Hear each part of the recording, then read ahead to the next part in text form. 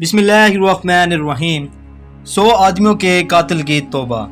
हज़रत अबू सईद साद बिन मालिक बिन सुनानुल खदरी से रिवायत है कि रसूल अकरम सल्लल्लाहु अलैहि वसल्लम ने इरशाद फरमाया, तुमसे पहले लोगों में एक शख्स था, उसने 99 कत्ल किए। बस उसने रोए ज़मीन के सबसे बड़े आलिम की बाबत लोगों से पूछा तो उसे एक राहिब पादरी का पता बतलाया गया। उसने उससे जाकर पूछा कि उसने 99 कत्ल किए हैं, क्या इसकी तौबा कबूल हो सकती है? उसने कहा नहीं। उसने उस पादरी को भी कत्ल करके 100 की तादाद पूरी कर ली। उसने फिर पूछा कि मुझे सबसे बड़े आलम बताओ।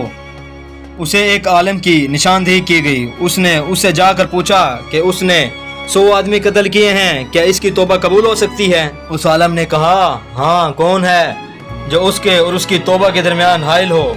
जा फलां ज़मीन इलाके में चला जा, बिलाशुबा वहाँ कुछ ऐसे लोग हैं जो अल्लाह की इबादत करते हैं, तो भी उनके साथ अल्लाह ताला की इबादत कर और अपनी ज़मीन की तरफ वापस ना आना, ये बुराई की ज़मीन है। चुनाचा उसने नेकियों की इस बस्ती की तरफ सफ़र शुरू किया।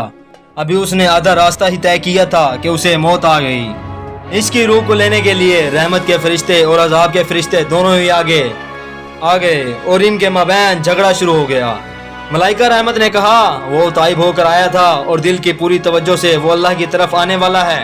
अजाब के फरिश्ते बोले, उसने कभी भलाई का काम नहीं किया, इसलिए वो अजाब का मुस्तहिक है। इन फरिश्तों का माबैन ये लड़ाई जारी रही। बस एक फरिश्ता आदमी की शक्ल में आया, उसे उन्होंने अपना हाकिम बना लिया। उसने फैसला दिया, दोनों जमीनों के माबैन मसाफत को नापो, यानी जिस इलाके से वो आया था वहां से यहाँ तक का फासला और यहाँ से नेकियों के इलाके का फासला, दोनों की पैमाइश करो। इन दोनों में से वो जिसके ज्यादा करीब हो वही उसका हुक्म होगा। चुनाचा उन्होंने पैमाइश की तो उन्होंने इस जमीन को ज्यादा करीब पाया जिसकी तरफ वो इरादा किए जा रहा था। बस उसे रहमत के फरिश्ते ने अपने कब्जे में ले लिया।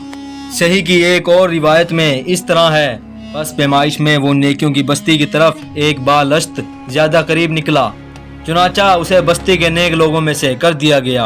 नेज सही ही की एक और रिवायत के अल्फाज हैं, अल्लाह ने उस जमीन को जहां से वो आ रहा था हुक्म दिया कि तू दूर हो जा, और अर्ज़े सालिहीन को जिसकी तरफ वो जा रहा था हुक्म दिया कि तू करीब हो जा, और फरमाया इन दोनों के माबैन फासला नापो।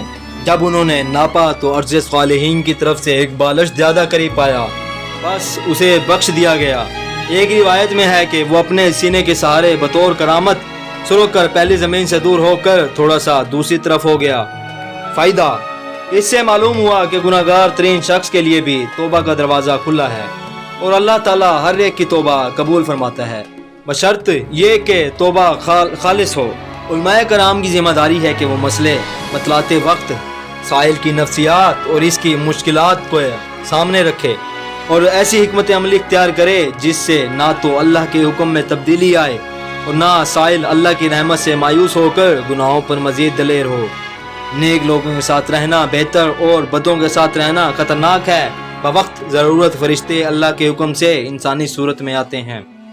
इस वीडियो से हमें यह पता चला कि वो शख्स जिसने 100 कत्ल किए थे, अल्लाह पाक इतना करीम है, इतना रहमत करने वाला है कि उसने उस शख्स की भी तौबा कबूल की जिसने 100 कत्ल किए थे। हालांकि हमारे इस्लाम में है कि जिसने एक इंसान का कत्ल किया उसने पूरी इंसानियत का कत्ल किया, लेकिन इस शख्स ने 100 कत्ल किए और इस शख्स ने सच्चे दिल से अल्लाह पाक से तौबा की तो अल्लाह पाक ने उसकी तौबा कबूल फरमाई और उस शख्स की बख्शिश फरमाई।